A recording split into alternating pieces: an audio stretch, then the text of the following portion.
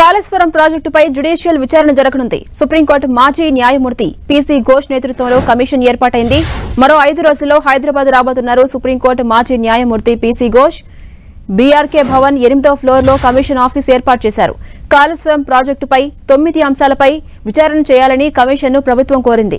మంగళవారం కోల్కతాలో justice PC ఘోష్తో భేటీ అయిన irrigation secretary Rahul Bojja, engineering అధికారులు సమావేశమయ్యారు. ప్రాజెక్టుకు సంబంధించి డీటెయిల్స్ ను జస్టిస్ పీసీ ఘోష్ అడిగి తెలుసుకున్నారు. 5 రోజుల్లో హైదరాబాద్కు వస్తామని జస్టిస్ పీసీ ఘోష్ చెప్పారు.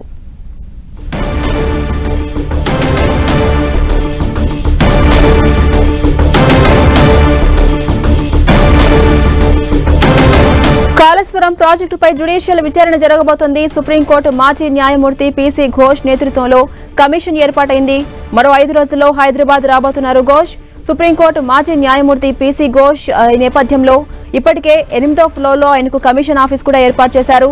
కాళేశ్వరం ప్రాజెక్టుపై 9 అంశాలపై విచారణ చేయాలని కమిషన్ను ప్రభుత్వం కోరింది. మంగళవారం కోల్కతాలో జస్టిస్ పీసీ ఘోష్తో భేటీ అయిన ఇరిగేషన్ సెక్రటరీ రాహుల్ బొజ్జా, అలాగే ఇంజనీరింగ్ అధికారులు కూడా సమావేశమయ్యారు.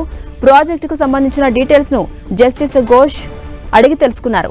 అయితే 5 రోజుల్లో హైదరాబాద్కు వస్తామని జస్టిస్ పీసీ ఘోష్ చెప్పారు.